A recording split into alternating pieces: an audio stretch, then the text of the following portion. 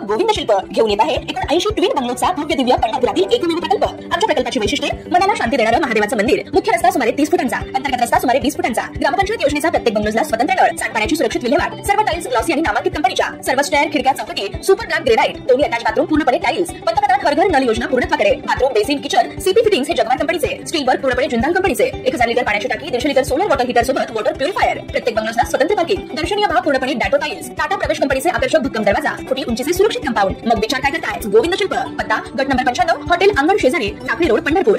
अहिल्यादेवी होळकर यांच्या 300व्या जयंतीच्या निमित्तानं शिवमल्हार क्रांती संघटनेच्या वतीनं पुण्यश्लोक 300 या उपक्रमाच्या अंतर्गत धनगरी नाद या कार्यक्रमाचं आयोजन करण्यात आलंय। मे महिन्याच्या दुसऱ्या आठवड्यात एकाच वेळी 50,000 धनगरी ढोल वाजवून ते केलं जाणार आहे। 50,000 धनगरी ढोल वाजवून गिनीज बुक ऑफ वर्ल्ड रेकॉर्डमध्ये त्याची नोंद केली जाणार आहे। धनगरी नाद या कार्यक्रमाचं आयोजन पुणे शहरात करण्यात येणार आहे। पुण्यातील रेसकोर्स मैदानावर या कार्यक्रमाचं आयोजन करण्यात आलं आहे। या कार्यक्रमाला अजित पवार यांना नाही बोलवणार, हा कार्यक्रम राजकीय नाही, कोणाला बोलवावं हे समाजाला विचारून कळू, असं गोपीचंद पडळकर यांनी म्हटलंय।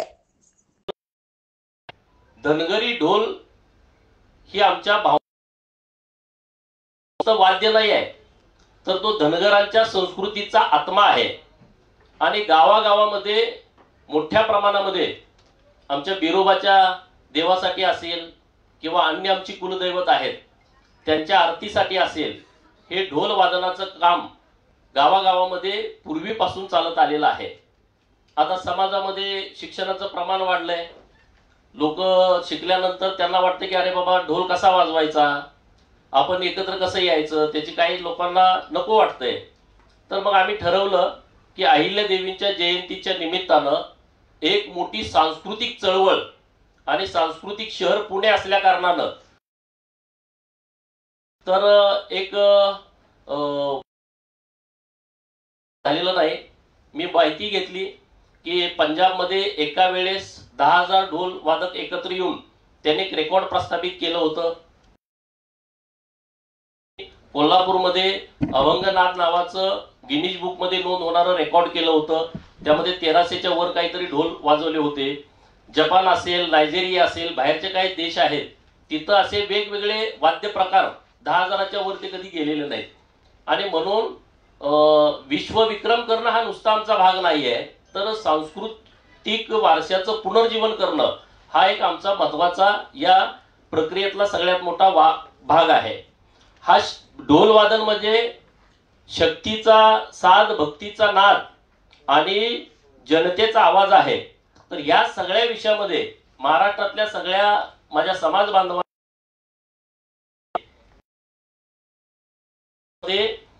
मोठ्या प्रमाणात सहभाग नोंदवून हा कार्यक्रम यशस्वी करायचा आहे।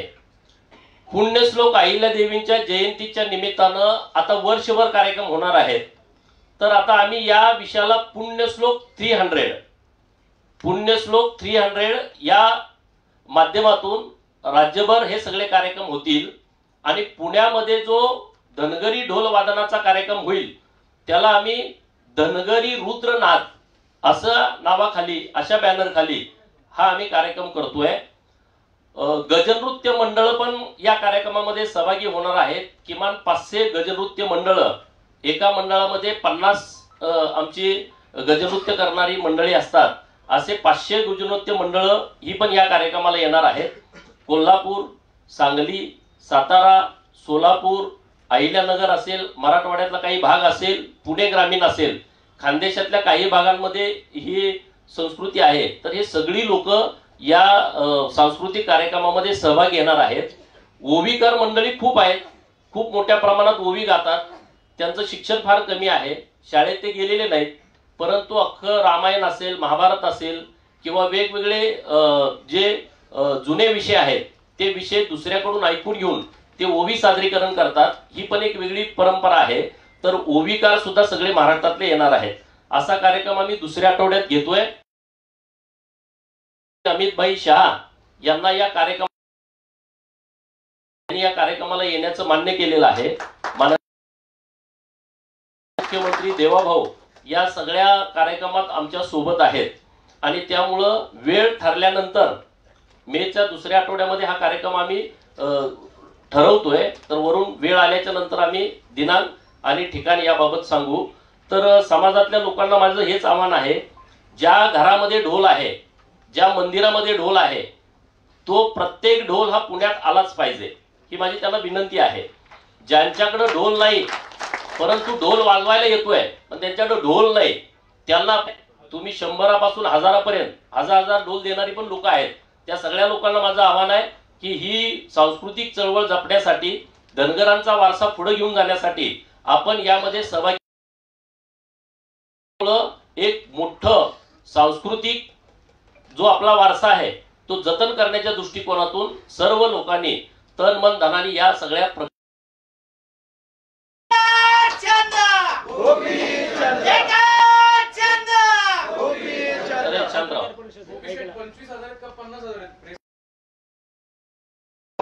आकडा वाढव ते देतो, ते दुरुस्त करून देतो. जागा आम्ही रेसकोर्स वरती घेण्याचा विचार करतोय, तर त्याची प्रक्रिया आमची सुरू आहे.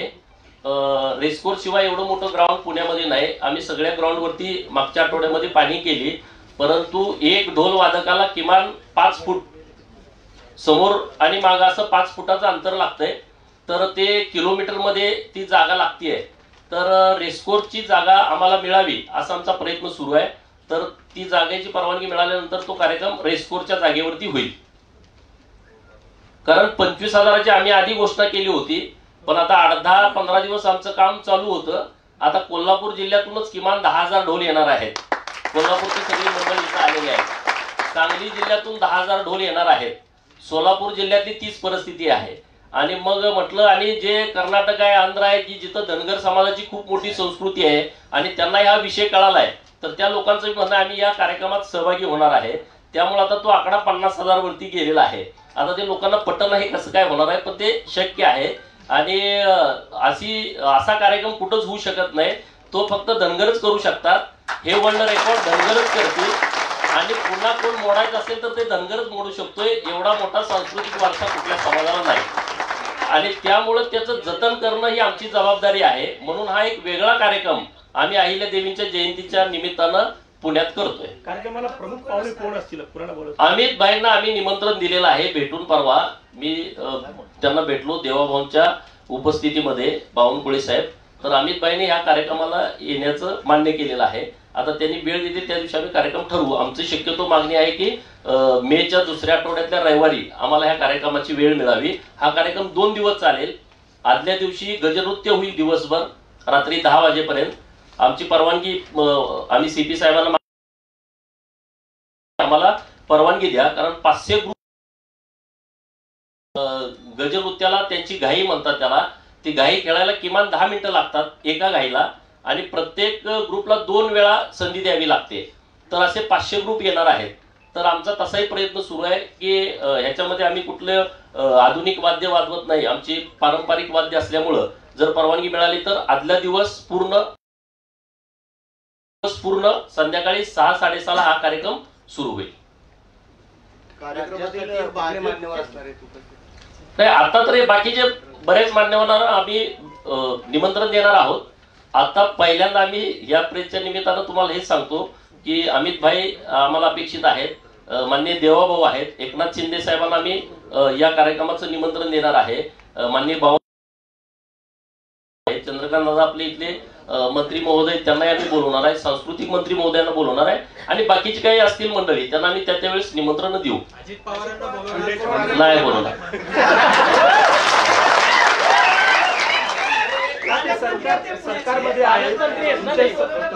हा सरकारचा कार्यक्रम नाही, हा धनगरांचा कार्यक्रम आहे. धनगरांनी ठरवलेला कार्यक्रम आहे. सरकारचं कुठलंही मदत घेऊन हा आम्ही कार्यक्रम करत नाही. हा पूर्ण धनगर समाजाचा कार्यक्रम. अरे तो बघा एक रचनात्मक आम्ही कार्यक्रम करायला लागलोय. हा पार्ट किरकोळ आहे. तो विषय तुम्ही प्लीज विचारू नका. हा काय राजकीय आपला विषय नाही. बाकीची प्रेस वेगळी. आम्ही कधीतरी पहिल्यांदाच रचनात्मक काम करायला लागलोय. तर मला तुम्हाला विनंती करायची आहे, सगळ्यांनाच तुम्हाला पण, की आमचं जरा सुडीत जाऊ द्या. दुसरी पत्रकार परिषद असली तर आपण त्या विषयावरती बोलू. पण कुणाला बोलावं हे समाजाचा विषय आहे. समाज मला सांगेल त्यांना मी बोलवेल. सांगितलं ना ते काय जे नाही ते नाही सांगितलं. पवार साहेबांना बोलवणार की नाही?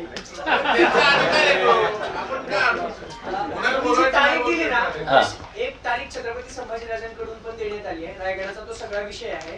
तुम्ही अनेकदा मुद्दा मांडला पण तो विषय आता कुठेपर्यंत आलाय? जो रायगडावरचा विषय बऱ्यापैकी थांबलेला दिसतोय तो मुद्दा आता. नाही, त्यांनी अल्टिमेटम दिलाय. अहिल्यादेवींच्या जयंती दिवशीचा जो अल्टिमेटम आहे, तुमचं काही बोलणं झालंय का त्यांच्याशी? नाही, मी कशाला बोलणं करू त्यांच्याशी. हे बघा, तो जो विषय आहे बऱ्यापैकी आता शांत आहे आणि सरकारच्या वतीनं स्पष्टपणे सांगितलेलं आहे की याच्यावरती विचारपूर्वक आपण बसून सगळे निर्णय घेऊ. आक्रमक भूमिका कोणी घेण्याची आवश्यकता नाही असं सरकारच्या वतीनं क्लिअर केलेलं आहे त्या विषयामध्ये.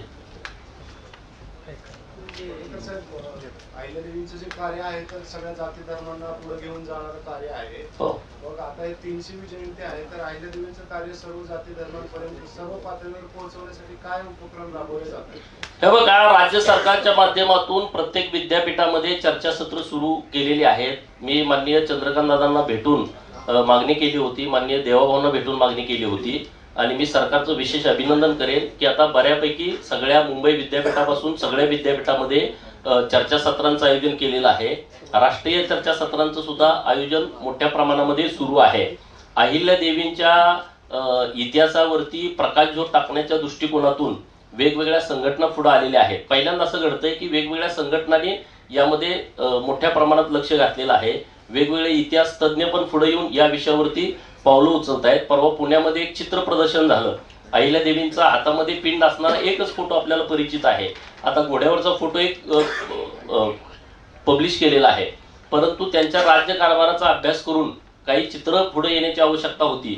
तर पुण्यात 1 ते 6 तारीख एक चित्र प्रदर्शन पण झालं. त्यात वेगवेगळे त्यांचे फोटोग्राफ्स न्यायदान करण्याचे असतील, राज्यकारभार चालवण्याचे असतील किंवा लढाईतले असतील, अशी वेगवेगळी चित्र पण समोर येत आहेत. असे वेगवेगळे कार्यक्रम सुरू आहेत. सर्व समाजाला बरोबर घेऊनच हे कार्यक्रम आहेत. सर्व समाजाचे लोककला पण या कार्यक्रमाच्या निमित्तानं प्रदर्शित करण्याचं काम सरकारच्या माध्यमातून सुरू आहे.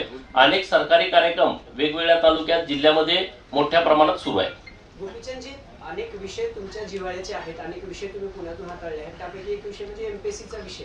विद्यार्थ्यांच्या आंदोलनाच्या वेळी ज्यावेळेस यश मिळालं ना, अल्टोटॉकिक चौकातून विद्यार्थ्यांनी तुम्हाला खांद्यावर उचलून अहिल्यादेवीच्या क्लासमध्ये आणलं होतं. आज पुन्हा ते पोर रस्त्यावर पोलिसांनी अडवणूक केली आहे. तुम्ही तो मुद्दा सोडून दिलाय का एमपीएससीच्या विद्यार्थ्यांना? नाही, असं काही नाही. एमपीएससीचा मुद्दा मी सोडून दिला नाही, पण एमपीएससी मध्ये आता अनेक पुढारी तयार झालेले आहेत. माझा स्वभाव असा आहे की नवीन कोण झालं तर त्यांना संधी द्यायची. पण जी लोक माझ्याकडे येतात, जे विद्यार्थी माझ्याकडे प्रश्न पाठवतात, त्याचा मी पाठपुरावा मुख्यमंत्री महोदयांच्याकडे करतो. आज काय निमित्तानं ते विद्यार्थी बसलेले आहेत, तो विषय त्यांनी माझ्याकडे दिला तर मी सरकारशी बोलून घेईल. मुद्दा सोडायचा काय माझा विषय नाही. असं काय नाही. प्रत्येक जेव्हा विद्यार्थी माझ्याकडे आलेले आहेत किंवा विद्यार्थ्यांनी माझ्याकडे प्रश्न पाठवला की असे आमची अडचण आहे. आता मध्ये डिपार्टमेंटल PSIचा विषय होता, तर मी स्वतः फॉलोअप घेऊन त्याची एक्झाम पर्यंत आला. आता रिझल्टच फक्त बाकी आहे. जवळपास 70,000 मुलांचा तो विषय होता. नवीन जो विषय माझ्याकडे येतो त्या विषयामध्ये मी पाठपुरावा करत राहतो, पण मी विषय शोधत फिरत बसत नाही. चलो. येळकोट येळकोट एका छंद गोपीचंद एका छंद.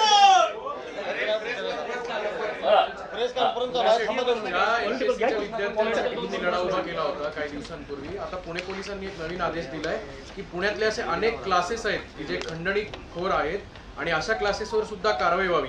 तुमच्या निदर्शनास असे काही क्लासेस तुमच्या जेव्हा लढा झाला होता तेव्हा काही निदर्शनास आलो? नाही, क्लासेसच्या बाबतीमध्ये सरकारनं ठोस भूमिका घेण्याची आवश्यकता आहे. माननीय मुख्यमंत्री महोदयांच्याकडे आम्ही हा विषय कळवलेला आहे. काही विद्यार्थी प्रतिनिधी सुद्धा आहेत, ते क्लासेसवाल्यांचे जवळचे खास मित्र आहेत आणि ते काही आंदोलन सुद्धा क्लासेसवाल्यांच्या सांगण्यावरून पण ते आमच्याकडे पाठपुरावा करत असतात की असं केलं पाहिजे, तसं केलं पाहिजे. तर त्या बाबतीमध्ये सरकारकडे आमची मागणी अशी राहील, बार्टी, सारथी, TRTI आणि महाज्योती या माध्यमातून जे क्लासेस निवडलेले आहेत त्याऐवजी त्या विद्यार्थ्यांच्या डायरेक्ट खात्यावरती त्यांना क्लास लावण्याची कुठेही मुभा देऊन त्यांच्या खात्यावरती जर त्यांना मदत दिली तर ते अति उत्तम होईल. अशी मागणी आम्ही सरकारकडे करतो. 700 कोटीचं टेंडर आहे जवळपास ते वर्षभराचं. मला वाटतं विधानसभेत प्रश्नही मांडला होता, त्याचं पुढे काहीच झालं नाही. चौकशी खूप मोठा घोटाळा आहे. नाही, काय विषय असेल, कागदपत्रे पुरावे तुम्ही जर दिले तर नक्की आम्ही माननीय मुख्यमंत्री महोदयांच्या कानावरती ही गोष्ट घालू. पुरावा जर असेल तर तुम्ही माझ्याकडे द्या, किंवा आमचे जे विद्यार्थी मित्र आहेत त्यांनाही माझी विनंती आहे की त्यांनी पुरावा तो माझ्याकडे द्यावा. साहेब, राज्यात कायदा सुव्यवस्थेचे अक्षरशः 3-13 झाले. काल बीडमध्ये परत एक मर्डर पडलाय, कोकणामध्ये झालाय. गृहमंत्र्यांचं अपयश असल्याची टीका होते. तुम्ही सत्ताधारी बघा, विरोधक हे टीका करत राहतात, टीकेच्या पलीकडचा विषय, परंतु माननीय गृहमंत्री देवाभाऊ झाल्याच्या नंतर व्यवस्थितपणे कायद्याच्या बाबतीमध्ये अत्यंत संवेदनशीलपणे ते नेहमी हाताळत आहेत. आणि जिथं कुठं काय अशा घटना घडतायत तिथं तात्काळ पोलीस कारवाई करतायत. अशी एखादी घटना असेल की जिथं अन्याय झालाय तर नक्की तुम्ही आम्हाला सांगा. भाजपचाच कार्यकर्ता होता नाही, बरोबर, ज्यांनी कुणी केलं असेल तर त्याच्यावरती नक्की कारवाई होईल. त्यामध्ये काय दुजाभाव व्हायची काहीच आवश्यकता नाही. महात्मा फुलेंचा चित्रपटाला विरोध होत आहे, आपली काय भूमिका? कोणाचा विरोध होतोय? महात्मा फुले चित्रपट जो रिलीज होणार होता ना, ब्राह्मण संघटनेने आक्षेप असा घेतला होता की त्यात जे दृश्य दाखवले ते ब्राह्मणांच्या विरुद्ध आहे. पण महात्मा फुलेच्या जयंती दिवशी तो रिलीज होणार होता, 15 दिवस पुढे ढकललाय. छावाच्या वेळेस पण असंच झालंय. काहीतरी केलं पाहिजे सगळ्यांवर असं वाटतंय. कशावर? महापुरुषांचे जे चित्रपट येतात ना, त्याला काही संघटनांचा विरोध होतो, मग तो खरा इतिहास समोर यायचा राहून जातो. नाही, महाराष्ट्रामध्ये ही पद्धतच सुरू आहे की जात बघून इतिहास काढायचा. एखादा नेता अडचणीत आला तर नवीन काहीतरी खुसपाट काढायचं. जेव्हा जेव्हा सत्ता जाते तेव्हा तेव्हा इतिहासकार खूप जागे होतात महाराष्ट्रामध्ये. नवीन इतिहासकार काही गेल्या 10-15 वर्षात लॉन्च झालेले आहेत. 250 रुपयाचं जॅकेट घालून ते महाराष्ट्रावर फिरत राहतात आणि त्यांना पाहिजे तसा ते इतिहास लिहितात. मग एखादी जात बदनाम करायची, एखाद्या महापुरुषाच्या बाबतीमध्ये वेगवेगळी स्टेटमेंट करायची, असा प्रकार गेले 10-15 वर्ष झालं सुरू आहे. त्या 1-2 संघटना आहेत महाराष्ट्रामध्ये, त्यांच्या माध्यमातून सुरू आहे. हे काही नव्यानं सांगण्याची आवश्यकता नाही आणि त्यामुळं सरकारनं यावरती काहीतरी भूमिका घेण्याची आवश्यकता आहे. वाघ्या कुत्र्याच्या बाबतीमध्ये वाघ्या तर तिथंच आहे, त्याच्या पोलीस प्रोटेक्शन मध्ये आहेत. सरकारला माझी विनंती आहे की वाघ्या कुत्र्याच्या प्रोटेक्शन मध्ये आणखी 10-20 पोलीस तिथं वाढवण्याची आवश्यकता आहे. ज्या संभाजी ब्रिगेडनं हा विषय पुढे आणलेला आहे हा अत्यंत निंदनीय प्रकार आहे. मागच्या 15 दिवसापूर्वी औरंगजेबाच्या कबरीचा विषय समोर आला तेव्हा संभाजी ब्रिगेडचं स्टेटमेंट आहे की औरंगजेबाच्या कबरीच्या बाबत आमचं काहीच दुमत नाही. म्हणजे हा नालायकपणा महाराष्ट्रामध्ये दुसरं कुणीच करू शकत नाही की ज्या संभाजी महाराजांच्या नावानं तुम्ही ब्रिगेड चालवता, ज्या संभाजी महाराजांना हाल हाल करून औरंगजेबाने त्यांचा खून केला, वध केला, त्या औरंगजेबाच्या कबरीवरती तुम्ही स्टेटमेंट करता जाहीरपणे की औरंगजेबाच्या कबरीबद्दल आपलं काहीच म्हणणं नाही, उगाच वादाचा विषय काढू नका. आणि दुसऱ्या बाजूला वाघ्या कुत्रा तो रायगडावर नाही पाहिजे अशी एकदम टोकाची भूमिका घेता. हे जे प्रकार सुरू आहेत ते प्रकार गेल्या काही वर्षांपासून सुरू आहेत. 2012ला पण हा प्रकार घडला होता. ब्राह्मणांच्या विरोधामध्ये वातावरण करण्याच्या हेतूनं जे काय करायचं ते टोकाचं प्रयत्न हे संभाजी ब्रिगेड आणि मराठा सेवा संघ करतंय. त्यामुळं त्यांच्या इतिहासकारांनी जी काही भूमिका मांडली ती भूमिका आम्हाला मान्य नाही. तुकोजी होळकर राजेंनी जी मदत छत्रपती शिवाजी महाराज यांच्या समाधीच्या जीर्णोद्धाराला दिलेली आहे आणि ती सर्वांच्यासाठी अभिमानास्पद आहे. आणि त्यामुळं वाघा जो पुतळा तिथं बांधलेला आहे त्याबद्दल सगळ्यांच्या भावना एकदम जोडलेल्या आहेत. त्यामुळे त्यांनी किती जरी वाद केला तर सरकारने यावरती स्पष्ट भूमिका घ्यावी. पण तुमच्या पक्षातले खासदार उदयनराजे भोसले यांनी सुद्धा तो पुतळा उचकटून टाका, फेकून टाका असं म्हटलेलं आहे. तुम्ही मग त्यांच्यावर काय बोलणार? बघा, उदयन महाराजांच्या बाबतीमध्ये मला त्यांच्याविषयी आमच्या मनामध्ये नितांत आदर आहे. परंतु हे घुसपाट काढलंय कुणी? ब्रिगेडीने. ते त्यांचा नेता जेव्हा अडचणीत येतो, सत्ता जाते, तेव्हा हे शोधून शोधून असे विषय काढत राहतात.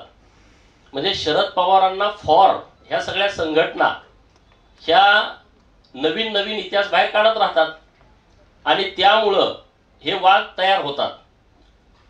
ब्राह्मणांना टोकाचा विरोध करायचा आणि बहुजनांना त्यांची माती भडकावून सत्ता लाटायचा उद्योग हा गेल्या अनेक वर्षांपासून सुरू होता. तो 2014ला लोकांनी ओळखला, 2019ला ओळखला होता आणि 24ला पण त्यांना सडेतोड उत्तर दिलेलं आहे. आता मला काय वाटतं या सगळ्या विषयावरती हे जे सगळे इतिहासकार पवारांना फॉर जे राजकारण करण्यासाठी इतिहास नवीन नवीन लिहित आहेत आणि त्यातून रोज वाद तयार होत आहेत, तर माझी विनंती अशी आहे शरद पवारांना, त्यांच्याकडे आता फावला वेळ आहे, त्यांचा पक्ष आता सगळा अजित पवारांकडे त्यांनी दिलेला आहे. तर या फावल्या वेळामध्ये त्यांनी स्वतः 2 वर्ष बसून त्यांना पाहिजे तसा इतिहास स्वतः लिहावा, नवीन इतिहासकारांच्याकडे न देता. आणि एखाद्या जातीला कसं टार्गेट करायचं, कुठली जात मातीत घालायची, कुठल्या महापुरुषाला खाली दाबायचं, कुठल्या महापुरुषाला वर काढायचं, कुठल्याला खाली दाबल्यानंतर मताचं राजकारण होईल, कुठल्या जातीला जास्त शिव्या दिल्याच्या नंतर मतं जास्त आपल्या बाजूने येतील, पुढच्या 2-4 पिढ्या मातीत कशा जातील, अशा पद्धतीचा इतिहास त्यांनी एकदाच लिहावा. म्हणजे परत परत नव्याने इतिहास लिहिण्याची काही आवश्यकता आहे असं मला अजिबात वाटत नाही. उदयनराजे यांची भूमिका मग शरद पवारांना फॉर आहे का? बघा, त्यांची भूमिका कुणाला फॉर आहे असं मी म्हणत नाही, परंतु वाघ्याच्या बाबतीमध्ये जी काही घटना सांगितली जाते की छत्रपती शिवाजी महाराजांच्या जीर्णोद्धार समिती जी महाराष्ट्रभर सगळ्या राजांना भेटत होती, सगळ्या त्या काळच्या घराण्यांना भेटत होती, तेव्हा कोणी मदत केली नाही. आणि मग जेव्हा ही लोक इंदोरला गेली तेव्हा त्या गादीवरती तुकोजी राजे होळकर होते आणि तेव्हा तिथं गेल्याच्या नंतर त्यांचा कुत्रा वारला होता. आपण बघा, मी आहे किंवा इथं सगळी बसलेली लोक कुत्रा घरात प्रत्येकाच्या घरी आपण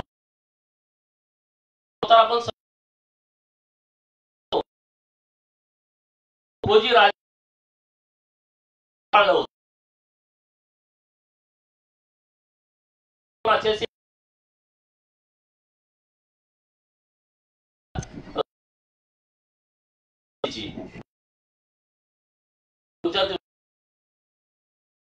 भेटल्यानंतर कुत्रा त्यांना आणि त्यांनी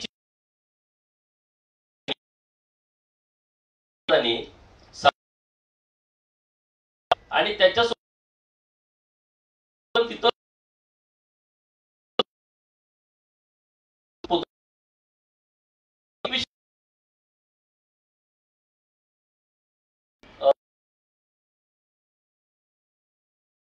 लिहिलं आणि ते आणि जगभरात पाठवायचं होतं त्यांना. तेव्हाही त्यांनी त्यांच्यावरती कर्ज झालं होतं, दागिने त्यांनी मोडले होते. त्या सर्व प्रतीचा खर्च पाठवून शिवाजी महाराजांच्या इतिहास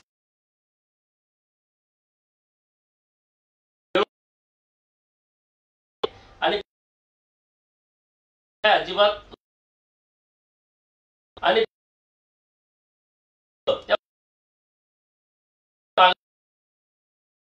हीच बाबत वाघ्याच्या पुतळ्याला आपण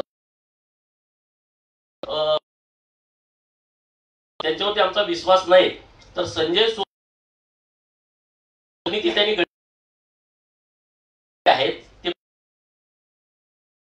छत्रपती घराणे पुरुष आहेत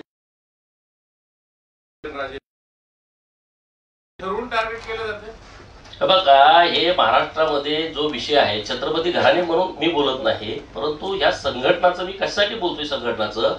आता तुम्ही सांगा, बहिर्जी नायकांचा एवढा मोठा इतिहास आहे, हे संभाजी ब्रिगेड कधी बोललं? इतिहासकारांनी एवढा इतिहास लिहिला छत्रपती शिवाजी महाराजांचा तोडमोड करून. त्यांनी बहिर्जी नायकांच्या वरती एक पान लिहिलं, शिवा काशीदारांच्या वरती एक पान लिहिलं, जीवा महालेंच्या वरती एक पान लिहिलं. अरे बाजी प्रभू देशपांडेचा इतिहास पण चुकीचा आहे असं ते सांगायला कमी करत नाहीत.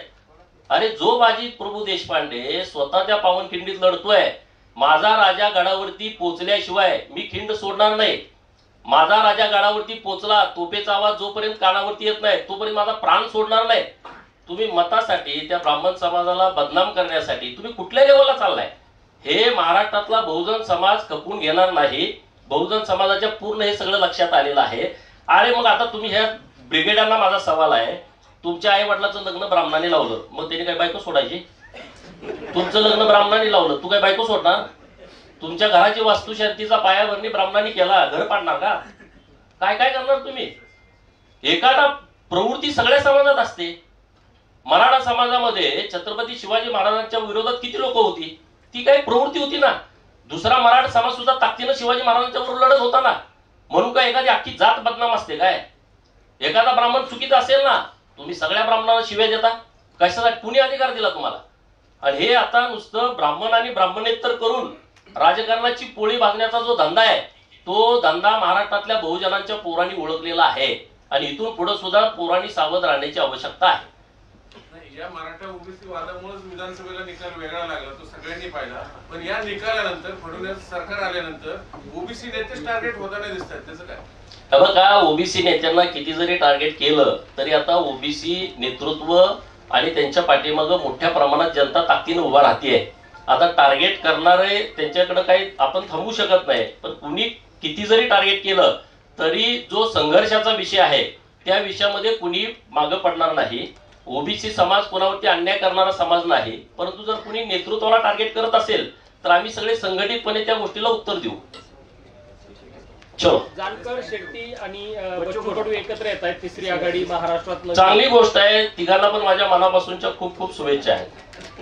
कुणाल खेमत यांनी काल एक वक्तव्य केले की काय? छत्रपती शिवाजी महाराजांची जी समाधी आहे ती लोकमान्य टिळक आणि डगलस नावाचा इंग्रज होता, त्यांनी तो शोधली ती समाधी. फक्त त्यांच्यासोबत गेले होते. बघा, महात्मा ज्योतिबा फुले यांनी समाधी शोधून त्याचा जीर्णोद्धार केला हा इतिहास आपल्या सगळ्यांना माहीत आहे. लोकमान्य टिळकांनी रायगडावरती त्यांचंही जाणं झालं होतं, त्यांनी याबाबत प्रयत्न केलेत हेही माहीत आहे. शिवजयंतीची सुरुवात करणं, गणेशोत्सव सुरुवात करणं हे लोकमान्य टिळकांचं मोठं काम, हे सगळ्या लोकांना माहीत आहे. नव्यानं कुणाला सांगण्याची आवश्यकता आहे असं मला अजिबात वाटत नाही. काय ह्याच्यावर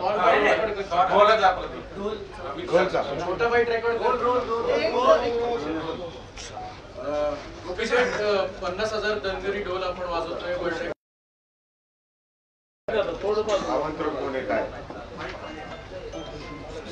या हिंदुस्थानामध्ये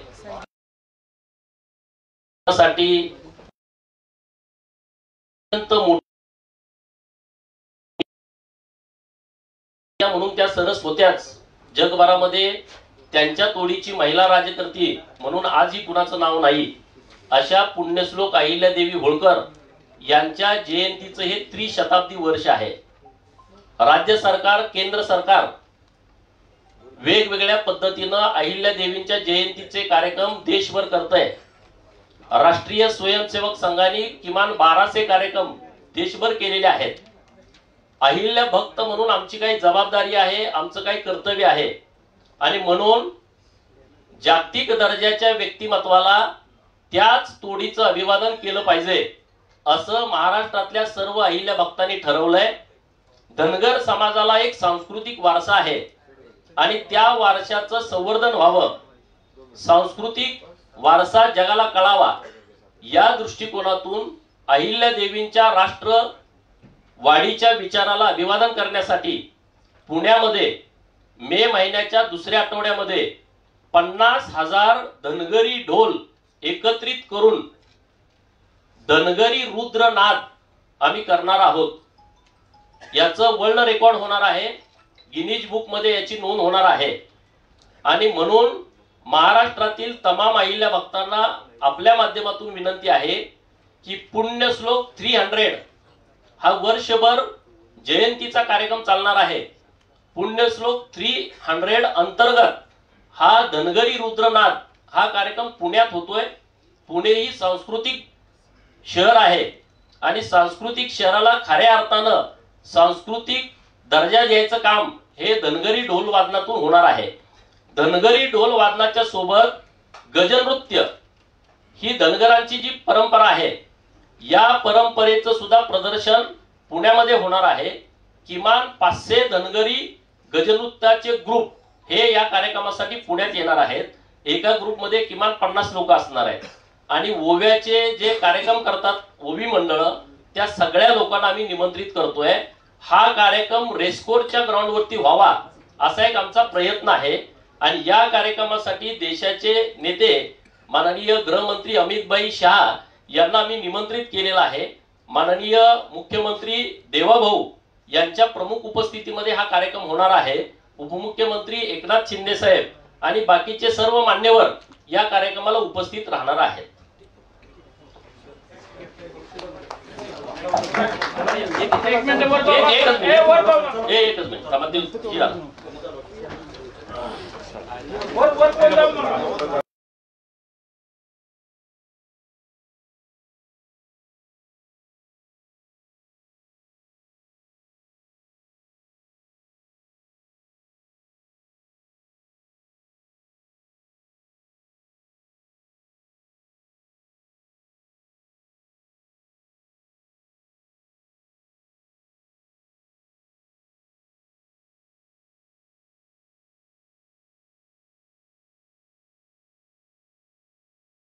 ताज्या घडामोडी पाहण्यासाठी आमच्या YouTube चॅनलवरील PVR म्हणजेच पंढरी वार्ता या न्यूजला सबस्क्राईब करा आणि शेजारील बेल आयकॉनवर क्लिक करा.